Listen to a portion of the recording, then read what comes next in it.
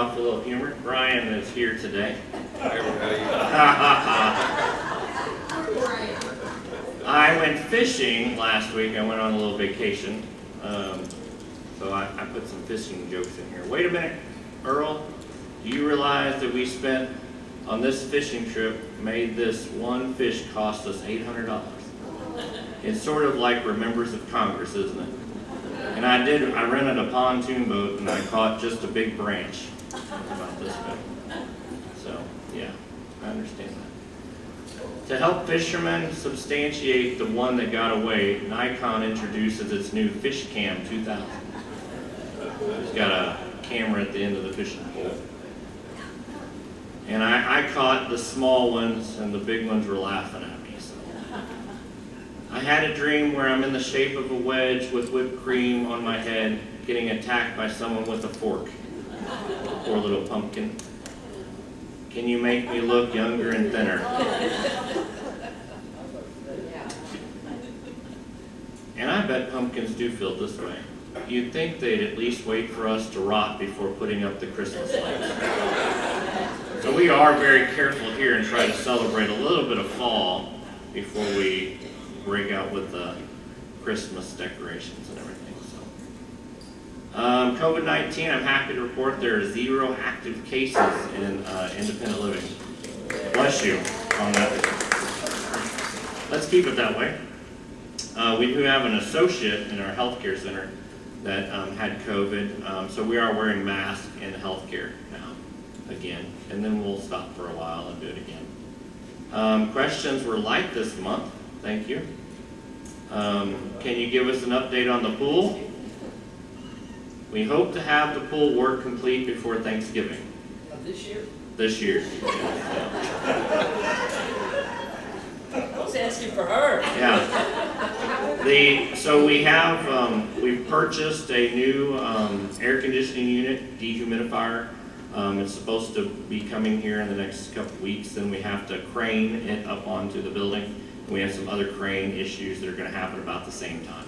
So we expect to have that in probably the first or second week of November. And once that's done, we'll do the connections and it should be up and running. We'll fill the pool and everything.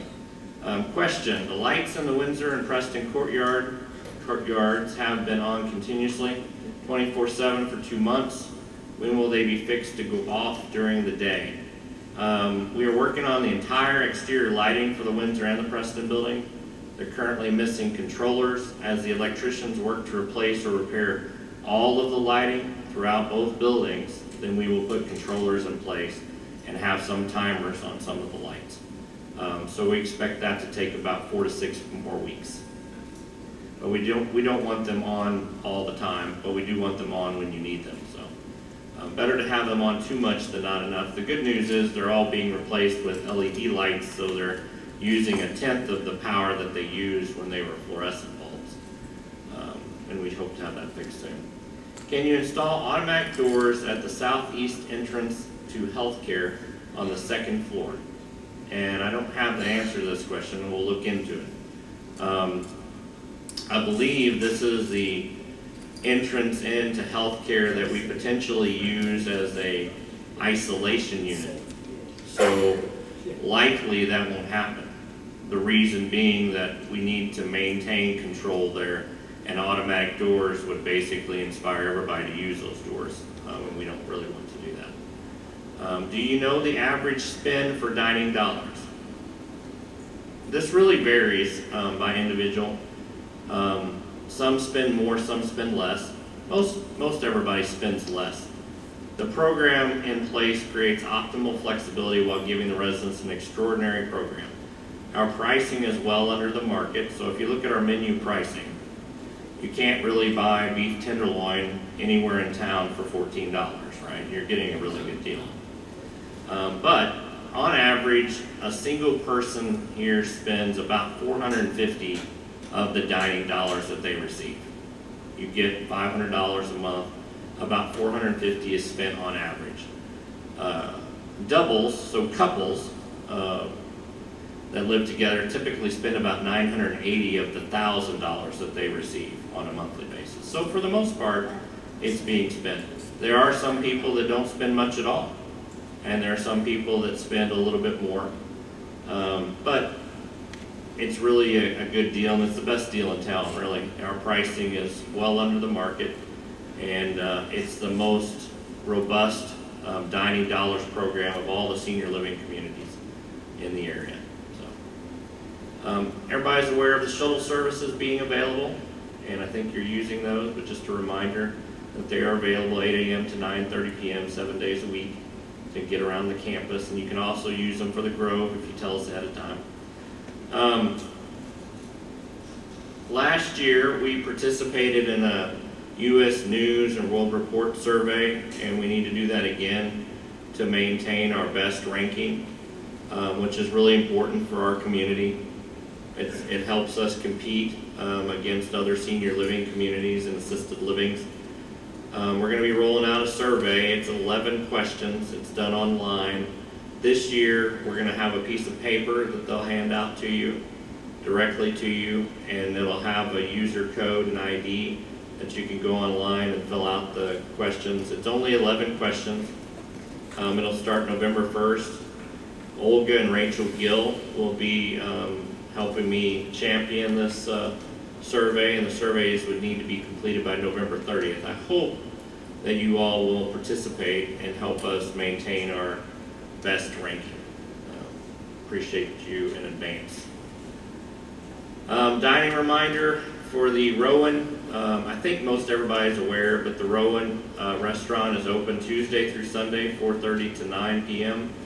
You do need to make reservations for parties of 5 or more. The Rowan Cocktail Lounge is open from 1 to 7 on Mondays. The dining room restaurant is closed on Mondays. The Rowan Cocktail Lounge is open from 1 p.m. to 9 p.m. Tuesday through Sunday. And then here's the numbers.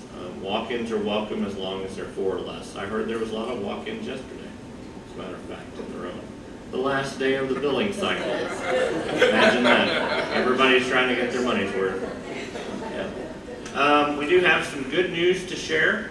And Brian's here to talk a little bit about the capability of ordering your food, your meals online. But I thought first, we just have you, I usually ask a little bit about everybody that's my special guest. So just to talk for a few minutes about your career and how you ended up here and Sure. what's good or bad. It's all good. Yeah, it's all good. I think most people here know me or see me around. For those of you who don't, my name is Brian Grossman. I'm the Food and Beverage Director here at Westminster. Had a roundabout way getting here, but I graduated as a chef from a small culinary college up in New York. After that,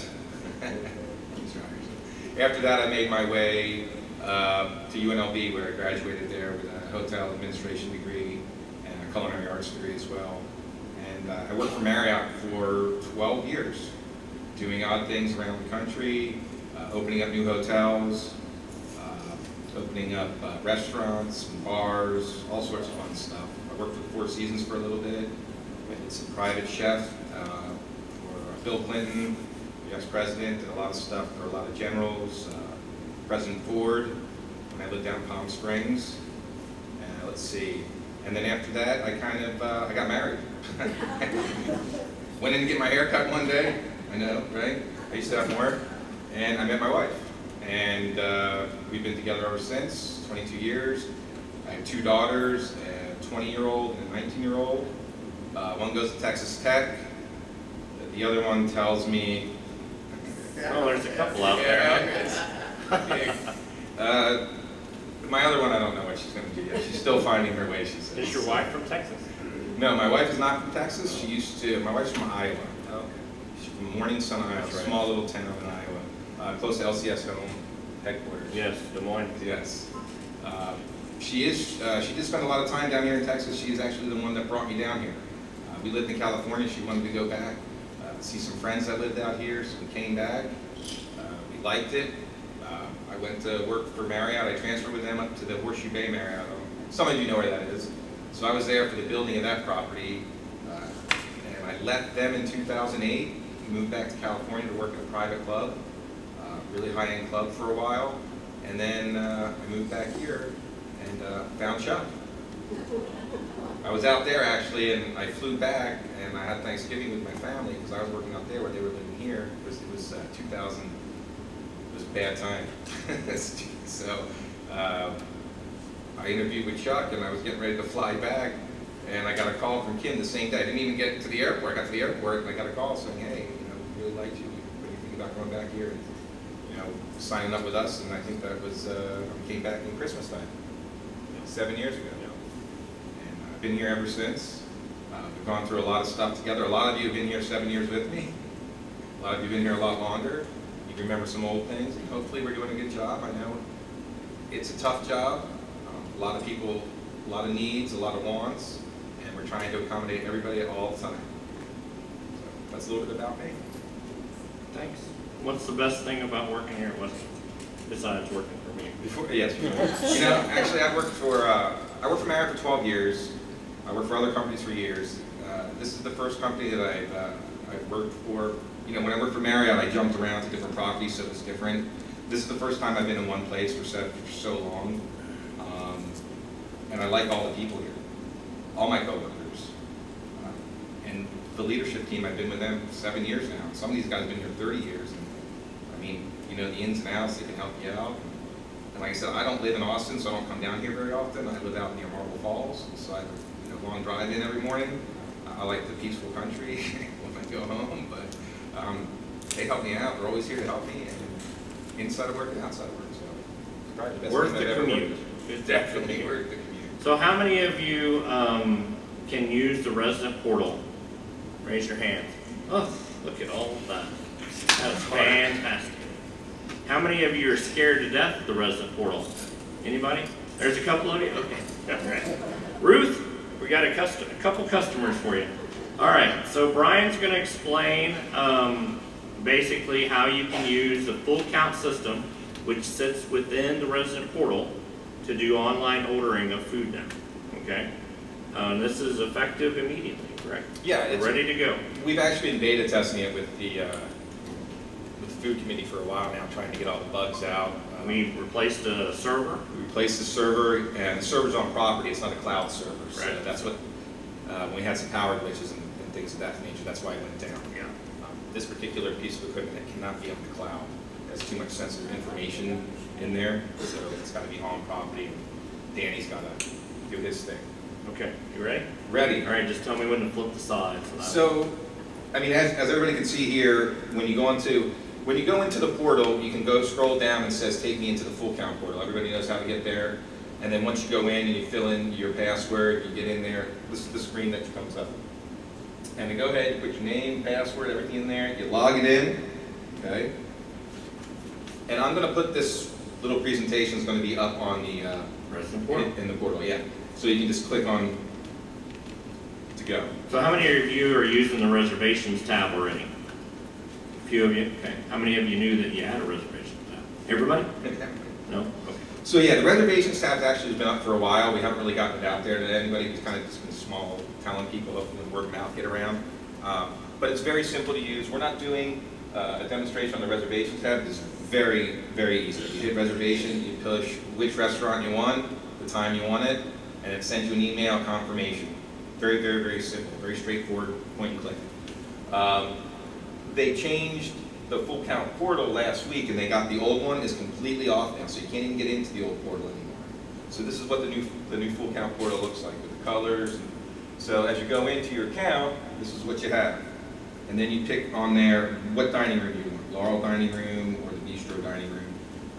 There is no breakfast on the portal, and there is no Rowan on the portal. Okay, and then you can do it for to-go or delivery. So as you go on to the next page, choose which one you would like. And we chose the Laurel. The drop down menu. Yeah. Yeah. And then this is the order type. It's going to be a to-go or it's going to be dine-in. So go to the next page, you can see it'll say to-go or dine-in. There you go. There. Okay. Got it. We didn't practice this at No. the time. So, But if I can do it, most of you can. okay. So you hit to-go or delivery. It's very simple. And then you go in there and put the time that you want. And try to allow 45 minutes or so. Yeah, depending on what time of day it is. At night, it's going to be a little bit longer. During the day, it'll be shorter.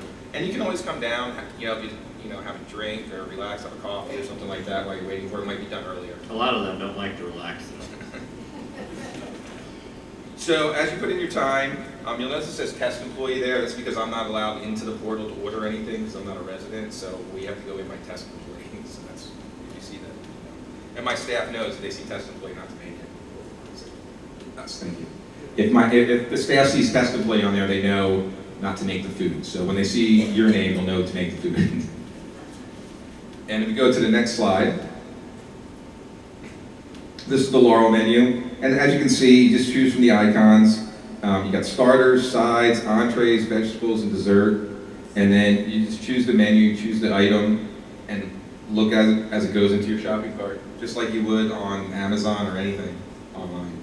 Very simple. If you want to check out right there, you just go right to your shopping cart, and it says, see where it says checkout? And then it asks you if you want to, yeah, you're right. Right there where it says checkout, and it's going to ask you want any, you know, as you order your caprese salad, if you want anything special on there. Maybe you don't want balsamic on it. Maybe you want to have Italian dressing on it instead. This is where you would type in your special notes right there. Okay. There won't be an added amount for anything unless you're adding a steak, a shrimp, or a chicken. Okay. And then you go ahead and push that button. Sorry, we'll fill that one. And then go ahead and you hit checkout. Right where that arrow's going, and it'll check you out. Hit it again. There we go, and that'll tell you your total dollar amount. And then at the bottom it says submit order. It gives you 3 times before, in case you do it incorrectly. And then if you do it incorrectly, it's okay. You can always call us. We can cancel it out or whatever. We can take it off at the end of the month. It's no big deal. And then one more time, after your order's been submitted, you'll get a choice for an option for an email. You can send an email, view your receipt, or start a new order for something else. And if you send an email or receipt, whatever email you have on file inside the full count is where it'll email it to. Okay? And if you just want to see a picture of your receipt, you can just say, see a picture of it. You can print it out on your printer at home if you'd like. Or on your phone, you can swipe it and keep it on your photos. Or you can call us too. We can always print them up anytime, anywhere.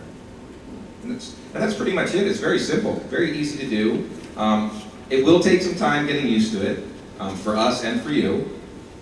The idea of this is to limit the amount of phone calls that are coming in to the dining rooms, because a lot of people still do not like to come out of the rooms to dine. They still like to eat in the rooms.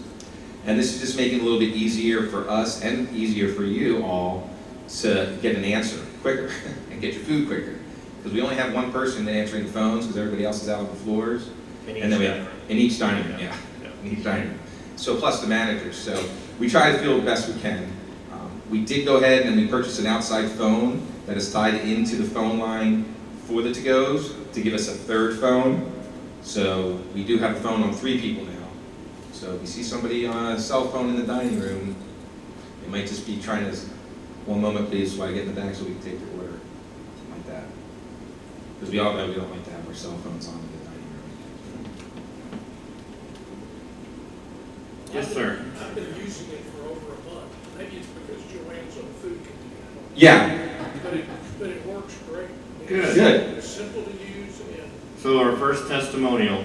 so I may order something before, but I don't pick it up till 6:30. So he's just saying that he's been using it for over a month and it's working really well.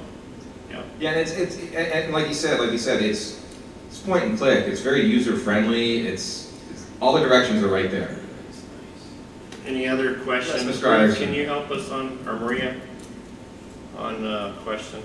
Yeah. I'm sorry. Just a second. Let's pass the microphone around so nobody gets, you keep yours. I'll take yours. Ruth, take mine. Thank you. Mr. Iverson.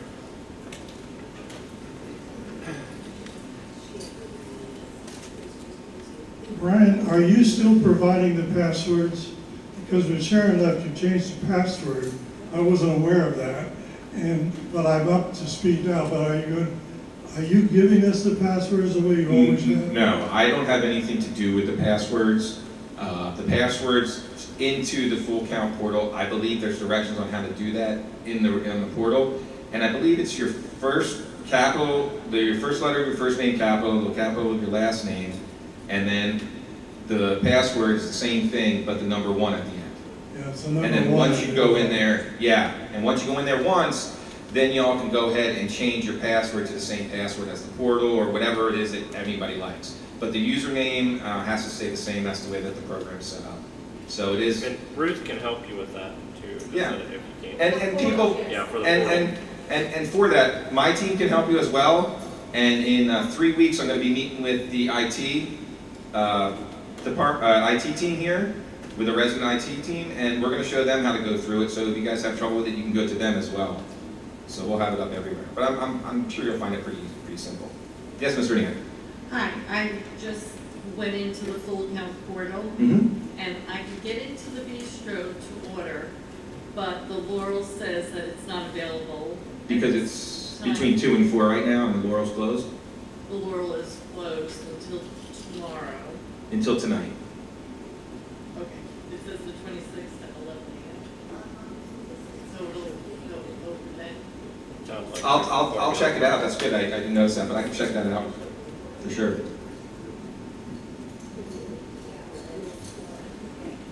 And there's Sue. I had the same experience. So the Laurel Okay, Hour. I will look into that. I wasn't aware of it.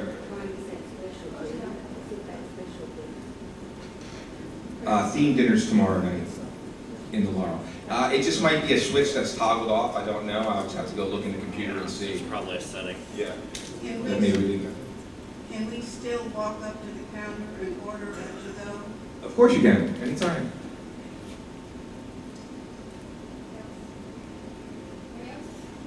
Okay, we're gonna move on then. One more. This has nothing to do with what we've been talking about. Oh, well, let's not do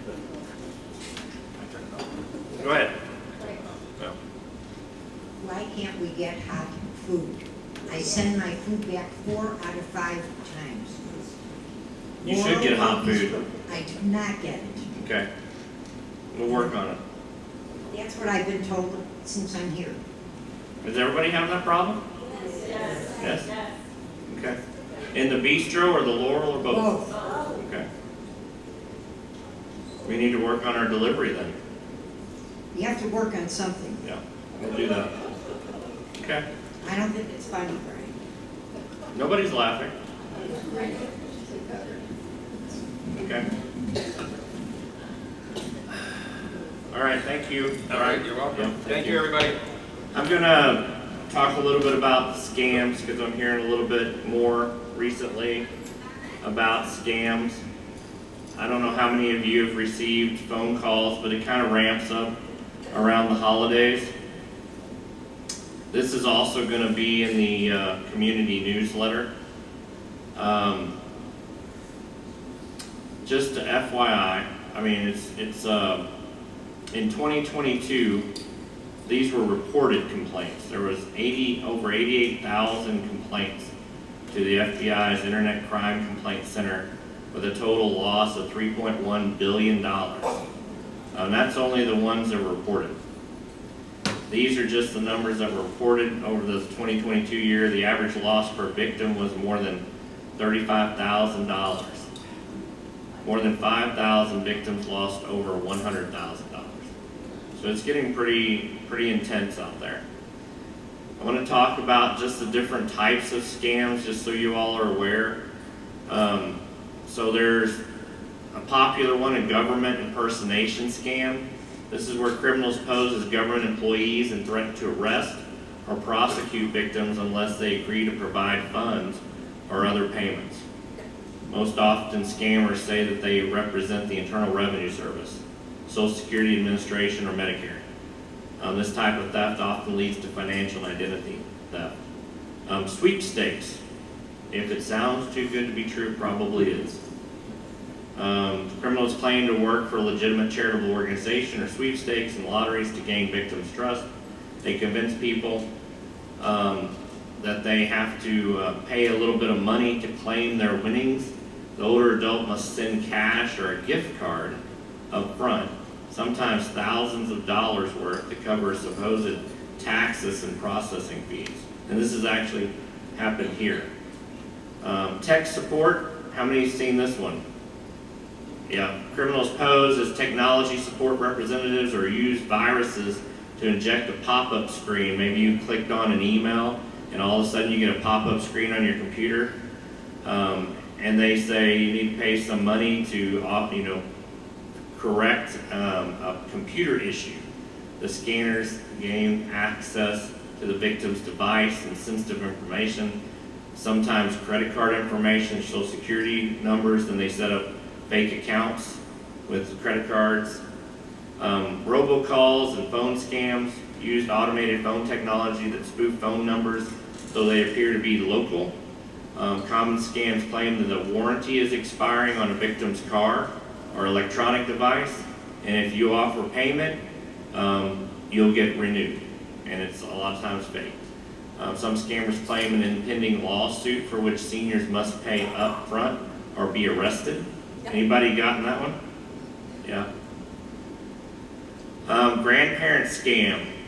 This has happened here multiple times. This scam is particularly sinister because the scammer pretends to either be a grandchild or someone like a police officer offering to help the grandchild. The caller requests money to get the child out of trouble, post bail, retrieve a car from a tow lot, and other lies. They also ask for gift cards and iTunes gift cards and things like that to help the child. Don't tell my parents, that kind of thing. That's happened. Romance scam. Anybody gotten this one? Where they pretend to be your friend. They want to come visit you, but they just don't have enough money to come. So if you'll send them some money, they'll come visit you. I actually received this scam. It's lonely at the top. People reach out to you, you're like, they want to be my friend for a few $100s, they'll come visit me. That's great. Don't fall for it. Investment scams. This type of scam involves the illegal or alleged sale of financial instruments that typically offer the victim low risk and guaranteed returns. Cryptocurrency, right? Sometimes Bitcoins is a common investment scam. Phishing via email or phone scams. Scammers request an older adult's personal data, such as a login or social security number. Don't share your social security number with anyone that asks for it over the email, electronically. They want to verify the person's account, supposedly, and they use that information to set up fake accounts. And they steal money, and I've had people try that here as well. COVID-19 scam. This is not as popular as it used to be during the pandemic when it was at its height, but basically they're claiming that they have a cure for COVID for a fee. Scammers may call older people to offer vaccination in exchange for money or personal information. Some older adults have reported offers of free COVID-19 test or supplies from people claiming to be from Medicare or the Department of Health and Human Services. These fraudsters then use the victim's Medicare information to submit false healthcare claims. If you're a victim of a scam, don't panic. Contact your financial institution, and anywhere you have funds, stop transfers and withdrawals, cancel bank accounts and credit cards. File a police report. Place an alert on your credit report and report the incident to Robin Akins, Resident Health and Services Director, or Rachel Gill, Life Enrichment Director, and they'll help you. There's services that we can put you in touch with. For more information, this will also be in the newsletter. There's a website here, and there's also a really good 60 minutes YouTube video that you can watch on the grandparent scams and how real they make it sound.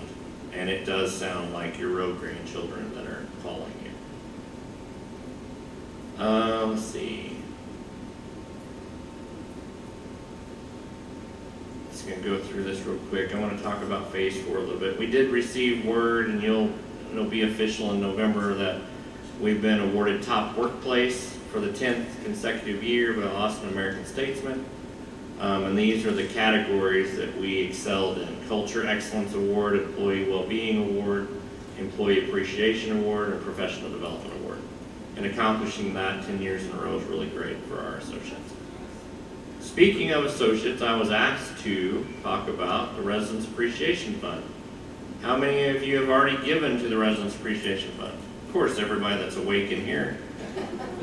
Well, tell your friends to please participate in this fund. It's a great fundraising the Residents Association puts on every year to pat the associates on the back for the work that they do every day, and they work really hard. Even when you're receiving cold food, they're still working hard every day, and they want to make you happy, and they strive really hard to do that. And they don't always achieve it, but they are working very hard to do it. So they would appreciate your support in that. Star cards, as always, can be used for everybody. If somebody does a good job, reinforce the good things that they're doing. Alzheimer's Texas fundraising has ended. Congratulations, Ruth and the team, for raising $138,451 this year for Alzheimer's Texas. So good job there, Ruth. Beating all the LCS communities across the country, of course, and LCS corporate as well. So let's talk about Westminster Phase 4, the expansion. And unfortunately, some of my slides I did not save to this presentation. But I know there's some residents that are very concerned about the work that's going to be taking place, especially in the Preston courtyard, right? You know, we did a lot of work in the Windsor courtyard before the Windsor expansion was added. And we did a really good job of mitigating the sound and inconvenience during that process. Yes, it was a construction project.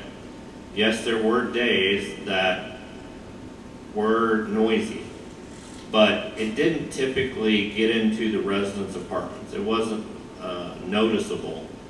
No more than the train is noticeable. There are days when you're breaking up concrete that you can't do that quietly. But that's not 365 days, right? It's 1 or 2 days. The demolition is definitely the noisiest part of any project. Kind of a blessing with the Preston courtyard is that it's so tight that a lot of the work is going to have to be done by hand. So people moving shovels. And that, you know, we have to excavate the Preston courtyard to address the stormwater drains, the roof drains, and bring all of those things up to code. I don't think you need to move.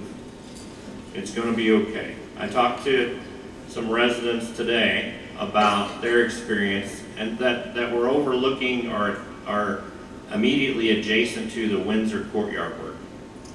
And if you remember, we did a huge project on the front of the Preston building when we replaced the porte-cochere and that whole driveway, and those residents that were in that circle driveway, and we mitigated the sound.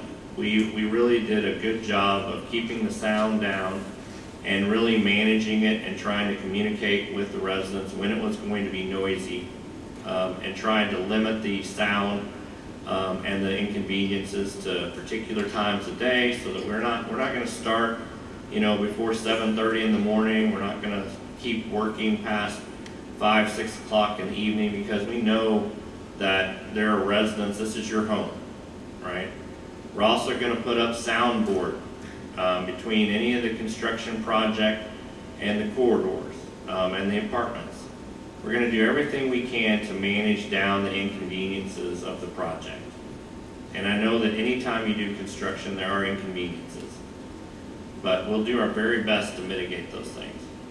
I want to show you again, because I keep hearing rumors that I'm going to pave over the entire Preston courtyard and put in a bunch of food trucks, and that's simply not true. So I'll show you some examples of what we're doing. Just real quickly.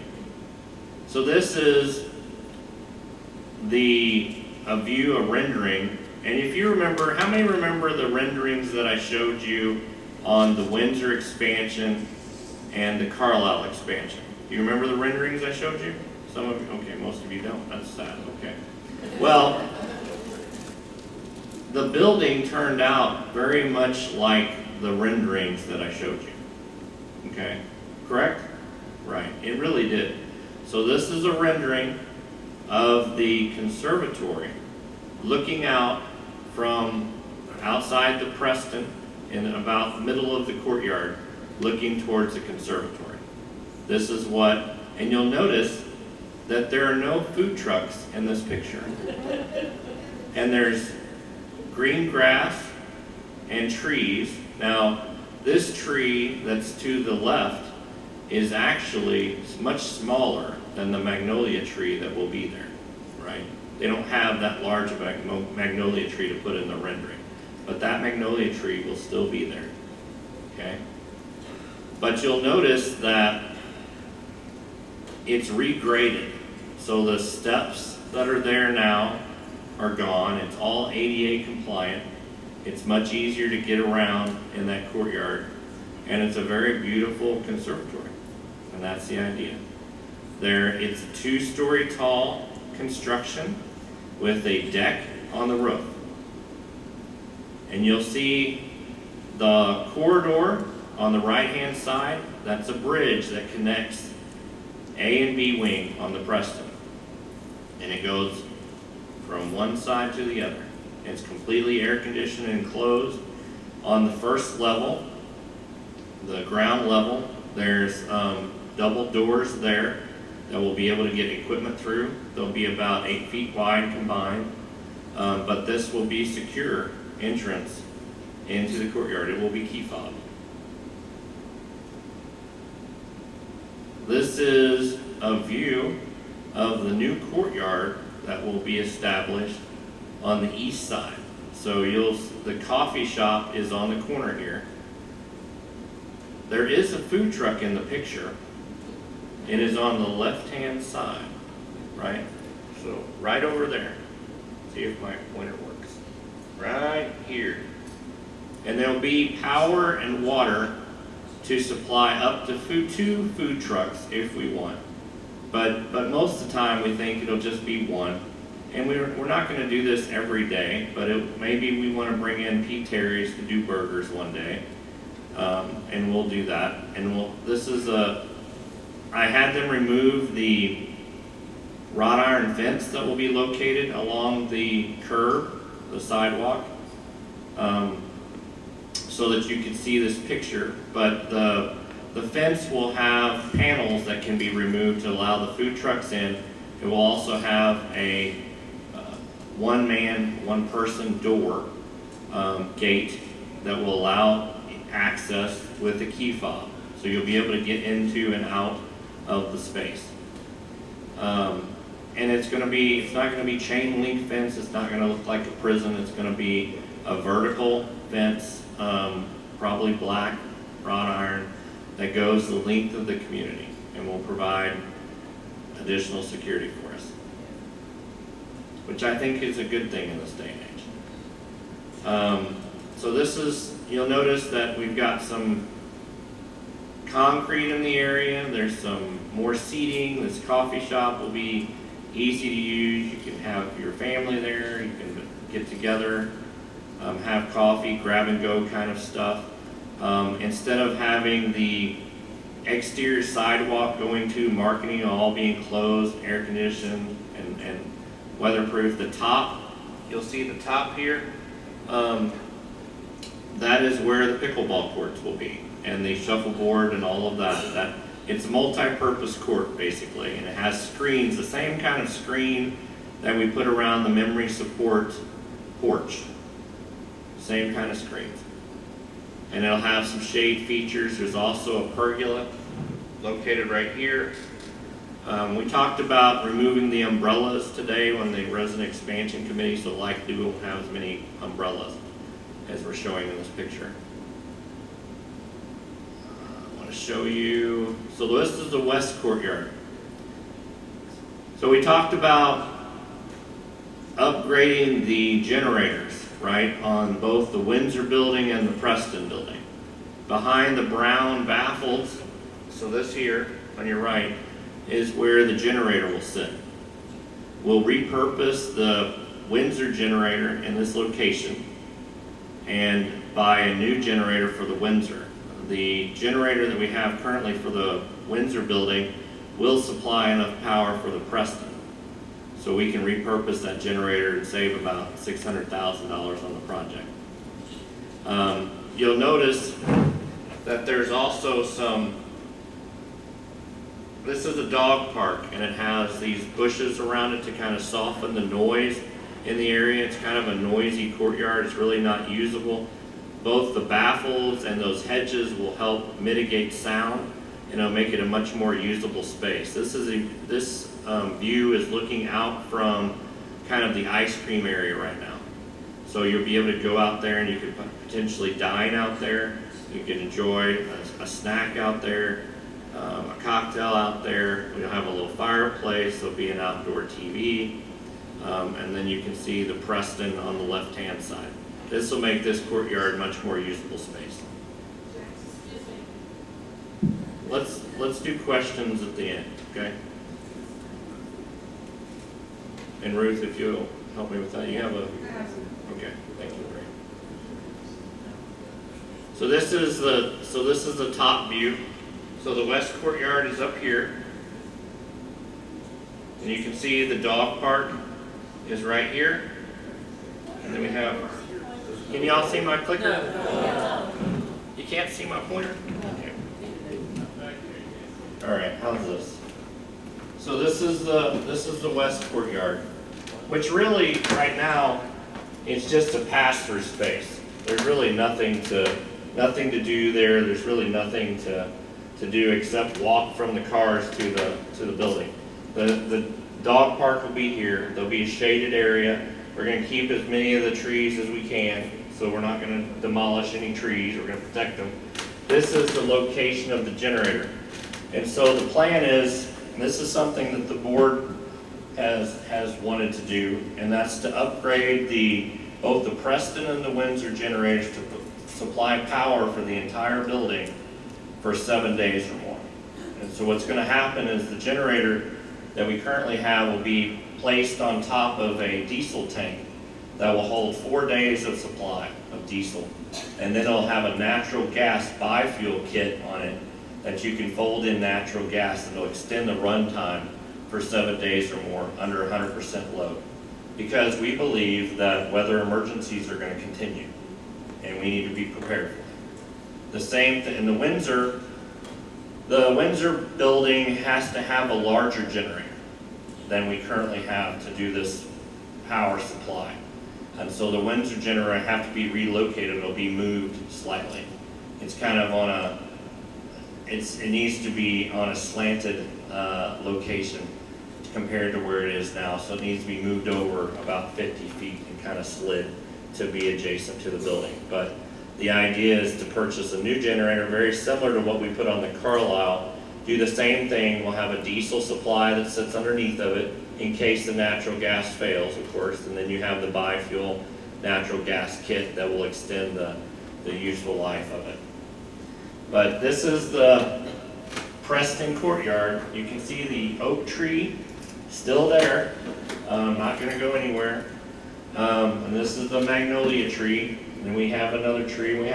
We do lose some trees right here.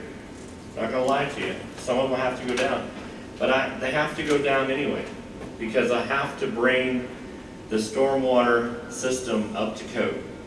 It's, this place, it's beautiful. It's a wonderful place. The Preston is a fantastic building, but it is 56 years old. And so just like you would have to do at your home, you have to address the infrastructure sometimes. And this is a big part of that project.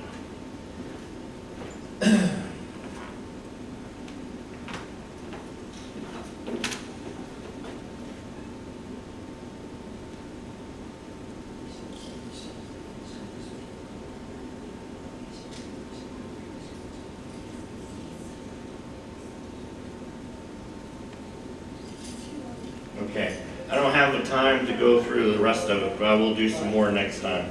Let's go ahead and do questions now. Who's scared to death? You scared? There's nothing to be scared about. I'd like to talk about the dog park. Okay? Could you, so it's enclosed, Yes. from what I could tell. And you said there's shade there, Yes.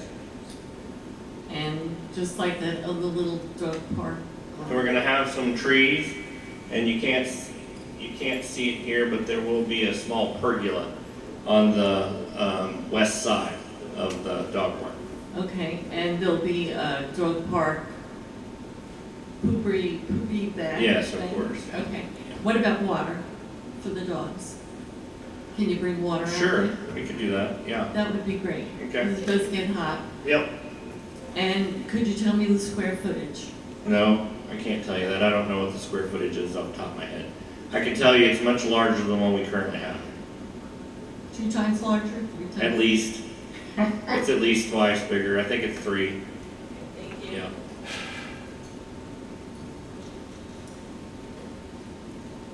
Chuck, my name is Audrey Newman, I live in Windsor.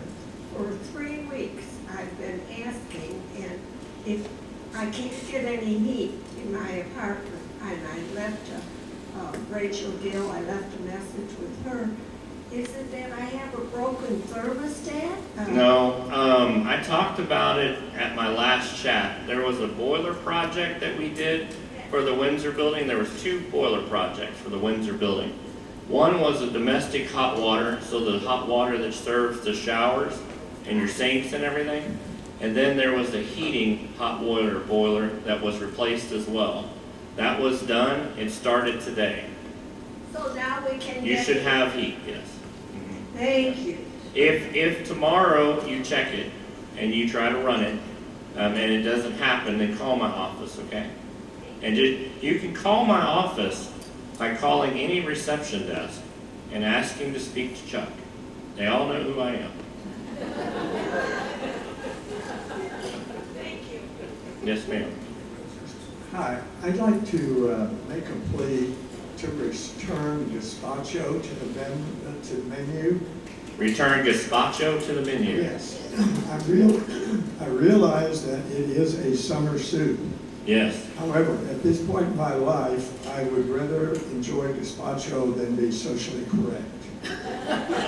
And so, if we could also... But gazpacho soup is cold, right? That's correct, and that's why we have... And that's the only thing we should allow cold. That's why we have a new heater, so... That's right, there you go. It Can stay warm warm up. while we... I have heard that our gazpacho soup is very good. I will mention that to them, yes. And also, if you could put it on a different day from the chicken tortilla. And I think I could get a round of applause for both of I think those. you should. Because they always run out. Yeah. Which is great too, so thank you very much. All right. Yeah, their chicken tortilla soup is very good also. And they usually serve it so hot it burns my lip, but anyway, it's good soup.